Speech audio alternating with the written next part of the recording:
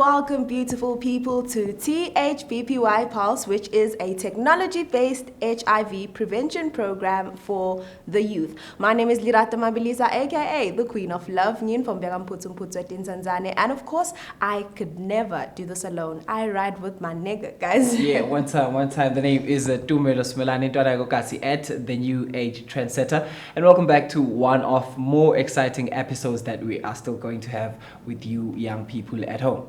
Now today we're super excited because we have one of the members of the SADC headquarters, and he is a very special guest, but you're going to find out right after this. Yeah, man, don't forget to also subscribe to our content here on YouTube, and also you can also find us on other social media platforms out there. Do comment, tell us what you would like to see on the show, and so also you can get the latest updates when it comes to the latest HIV prevention methods. Stay tuned, we'll be right back.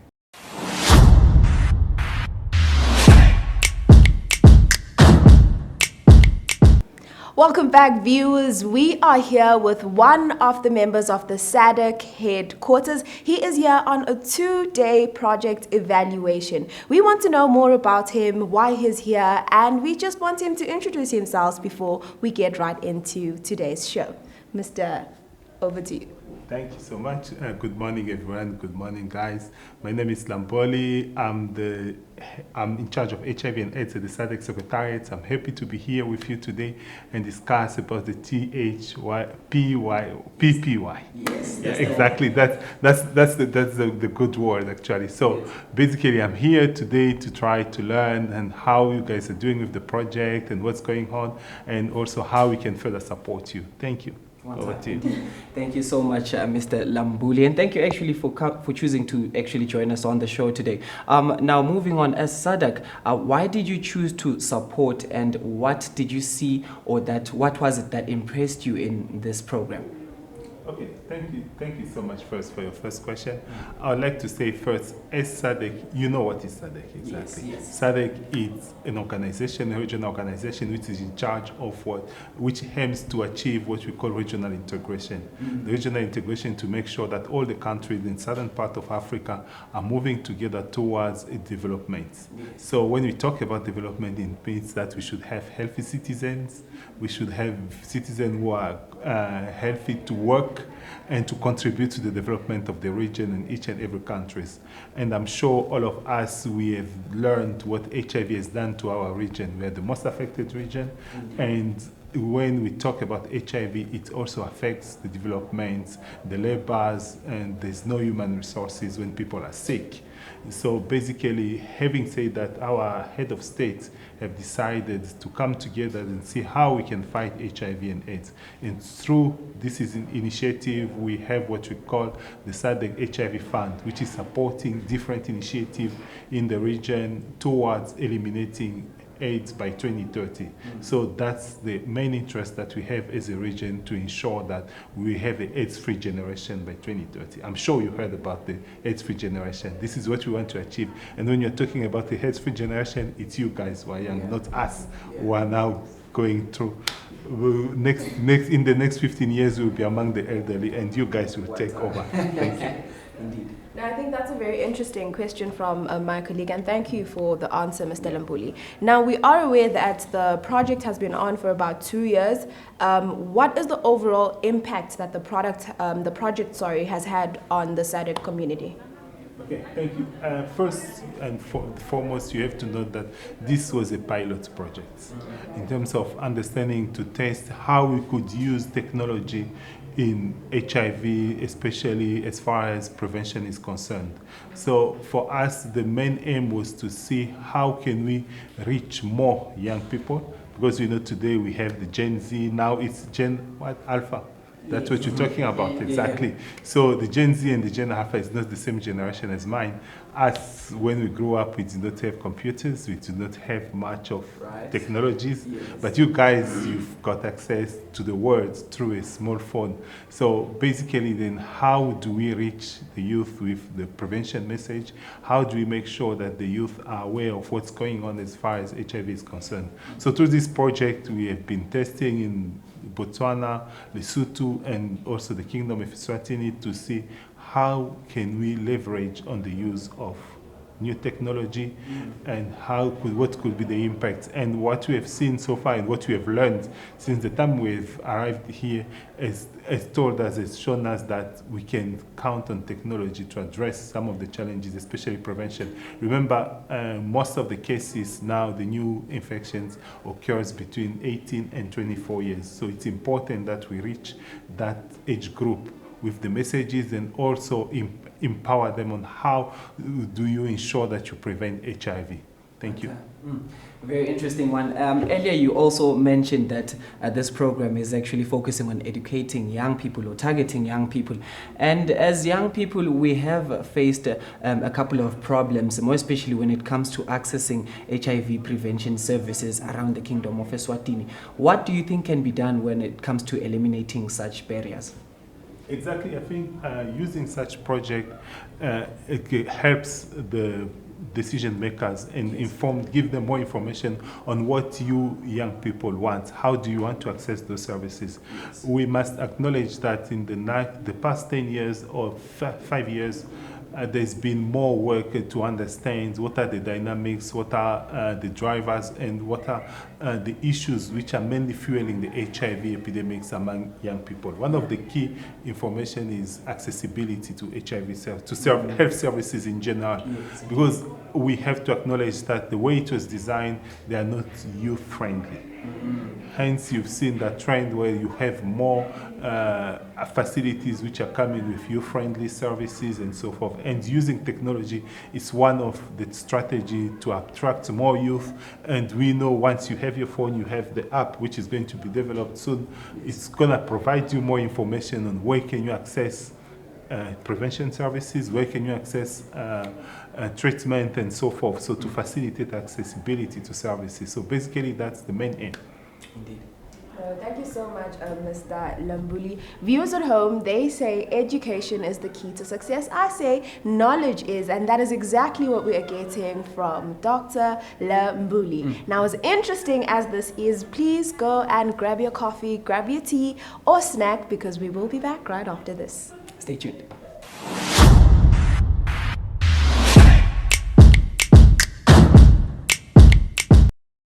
Boys and girls, you are still tuned into the coolest show probably on YouTube, right? Yeah, but it is a THPPY. Now, don't forget, THPPY is actually a technology-based HIV prevention program for the youth. Now, as we mentioned on today's show, we are having our special guest, which is Mr. Lamboly, who is all the way from the SADC headquarters here to evaluate on how the progression of the project is coming up, that is THPPY, just to see if actually young people out there are actually getting the necessary information that they need when it comes to HIV prevention services. We also have a special game that we would like to play with you on the show, Mr. Lamboly, and this one is called Would You Rather? So there's a couple of questions that we would like to ask you and find out if you would or you would not. Are you ready? Yeah, Mr. Lamboly, so I hope that you're ready. We just want to have fun with you. So the first question I'm going to ask you is, would you rather go to the beach or go for a mountain hike? And why? I don't like mountains. So Okay. I'll go to the beach. I don't like heights. Okay. So I'm tall enough to be happy.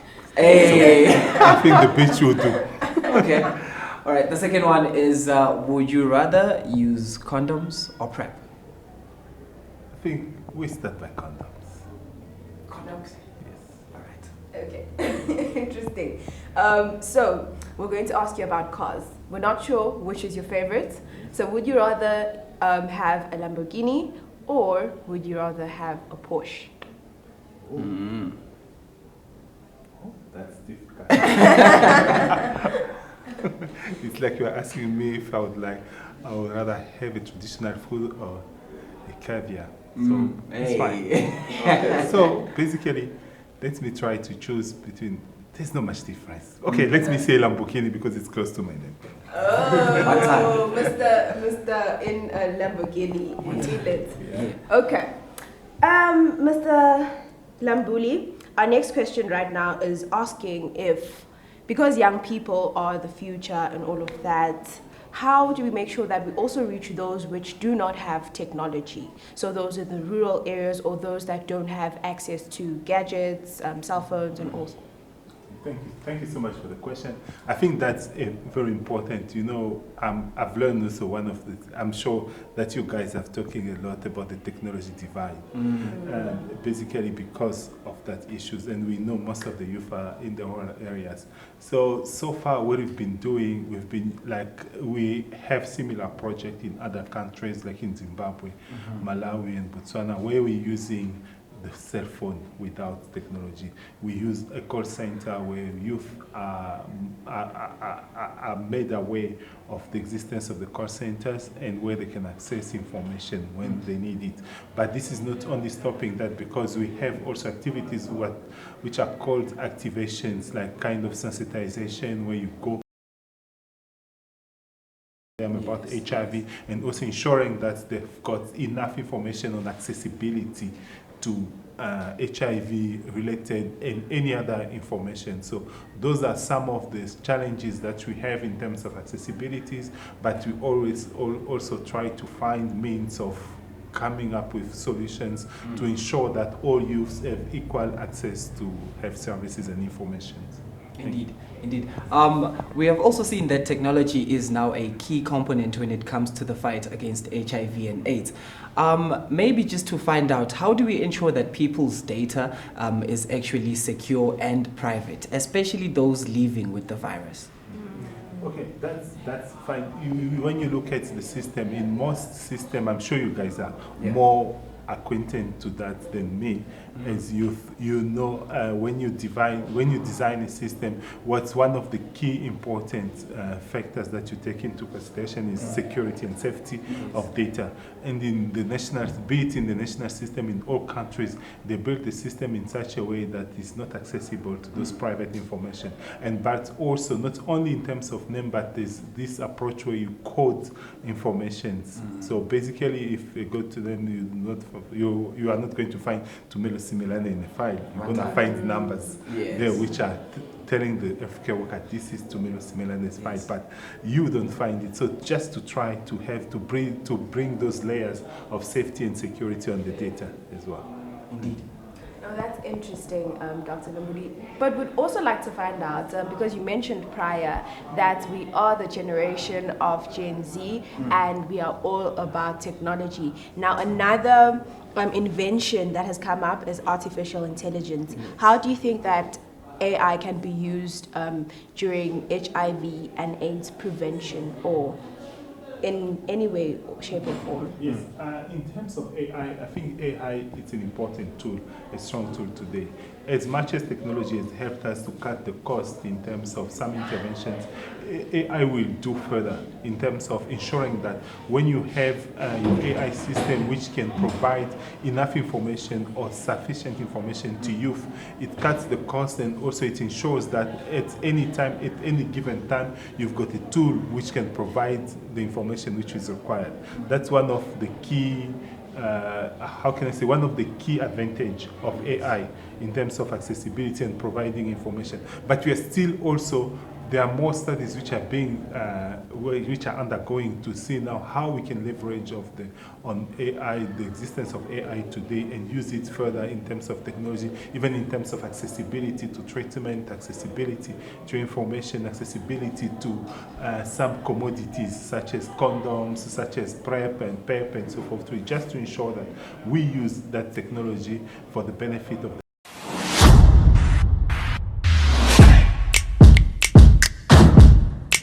Now, Mr. Lamboly, as you mentioned earlier on the show, that programs such as THPPY are actually youth-friendly programs, and we should have more.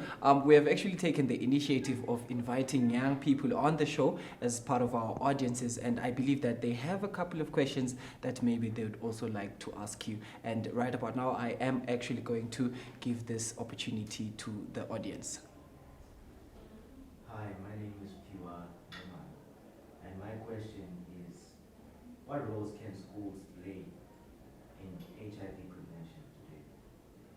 Okay, thank you so much. You say your name is Tumelo. Piwa.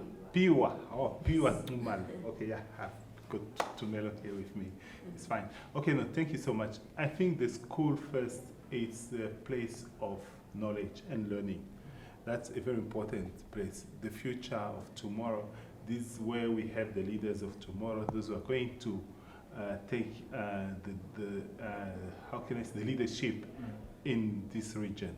So it's very important that we have people who are aware of the challenges that we are facing, not only as a region, but also the humanity is facing. That's the first point. The second point is the school also should be treated as a starting point, because when we have the school, from the youth who are coming from the school, we can get that message going across to the country, to those who are not at school, to the young people, to the other younger people who will be coming to replace you when you be leaving the university here. So it's very important. You should be also treated as the ambassador of that strong message in terms of HIV prevention, in terms of what the youth needs to be done and how we should be behaving if we are to have a AIDS-free generation in the next 6 years now. So it's very important that we are aware of the challenges, not only HIV, but all other challenges. We're talking about economic challenges. We have climate change today. We should be aware of all those challenges as young and trying to be the advocate, trying to be the ambassador. So in the next 10, 15 years, when PY is the prime minister or the minister, he's aware of all those challenges and he can be able to address them easily. I think that can be my response. Thank you. Awesome. Well, thank you, sir. I'm Thompson Kalipi. So my question to you, well, from your experience, what would you say the barriers that exist when it comes to young people accessing HIV prevention services? Yes, as we said, when you have noted the trend in the past 10 years, government across the globe has been working in how to build youth-friendly system, youth-friendly services. It's for the simple reason that we have noted in the past years that youth did not have access. There were some barriers due to the structure, how the health services were structured, maybe the laws as well, and so forth, because I'm sure you have experienced it, or some of us have experienced it when you were young. You could not access services without your parents or your guardian. So those are key, those are some changes which have been taking place in terms of facilitating accessibility, but also training the healthcare workers to understand the youth perspective and where they're coming from and what matters for the youth actually in terms of accessibility to health, and understanding also that those youth needs that information which is going to help them to make informed decisions, because we are not only to talk about parents, but you're talking about you guys who can make your own decisions and who can decide on your future and what you want. So that's the work which has been done lately. And I believe it continues just to make sure that in the next 5 years, 10 years, we'll be having a fully youth-friendly services which will facilitate accessibility to health services. Thank you. Thank you, Dr. So my question is, in terms of percentages, how are the youth willing to accept the problem? And how are they ensuring that you engage more in terms of the rural areas? In terms of the rural areas? Oh, okay, no. Thank you so much for the question. In terms of percentages, I think it will be earlier for us to have an estimation in terms of acceptability of the services. However, what I could say in terms of accessibility to services, there's been study which has been made which have shown that youth felt like accessing services was more difficult for them, especially when they went alone to the facilities without a parent or guardian. And these are the steps which have been taken where the government has been working to create those youth-friendly services wing. So that's one of the points. In the rural areas, we should also acknowledge that accessibility to information is more challenging when you are from the rural areas. Staying in a city, in a town, it's easy to have information, you have internet, it's easier and so forth. But when you drive 200 kilometers away from here, you may not have that network, you may not have WhatsApp, you may not have accessibility to Google or YouTube, which makes it more challenging for you to access the information, which seems to be simple when you're in town. So basically, those youth have kind of left behind for now. Hence, we are working toward ensuring that no one is left behind. We take everybody on board. We are not only using technology, because we also know the challenges that we have in accessing technology. We are using all the means such as radio, TV shows, which are going in those areas, but also using campaign in terms of sensitizing youth in their own areas and trying to get them on board and providing information. Thank you. Do we have more questions from the audience? Okay, I think that's a wrap up from the audience. Thank you so much, Dr. Lamboly, for actually answering those questions posed by our audiences, rather. Don't forget, you guys, you're still tuned into THPPY. Don't forget, THPPY is actually a technology-based HIV prevention program for the youth. Don't forget to also subscribe, like our content, and actually share our content with every young person that is out there. Stay tuned. We'll be right back. Welcome back, beautiful people. Unfortunately, all good things must come to an end. But before that, we want Dr. Lamboly to give us an insight of what he thinks the importance of the show is and any advice he'd like to give to young people there at home. Okay, thank you so much. I think the first point I would like first to give the advice. The main advice is I would like to make sure to advise you as youth that first, HIV is there. That's the first point. Yeah. The second point, we have all the tools and all the information available to help ourselves to make sure that we prevent HIV, or if in case you are infected with HIV, to get treatment. Treatment is accessible, it's free of charges in all SADC countries. And also, we've got competent healthcare workers who are going to take care of you. Let's use all the prevention tools we have. Use of condom, we've got PrEP, we've got PEP. So all those tools are available. Don't be shy to ask for healthcare workers or to try to get those services in your own health facilities. So it's very important. The second point, in terms of the importance of this show, of this program, as SADC, we have decided to embark in this journey because we thought it's very important for youth to be aware of HIV, to be aware of what's going on in your life and around yourself.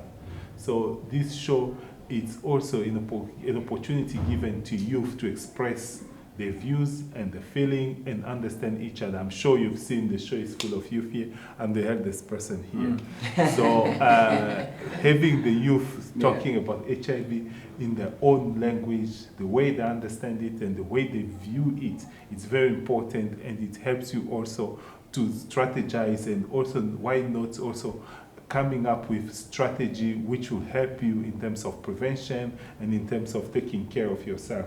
So basically, this show, it's very important, and I hope after Eswatini, we'll be having such program in other countries which are going to be inspired by you guys and help also other youth which are in the other side of the region and the SADC to also take care of themselves and receive and get access to all this information and vital information that you are giving to people here.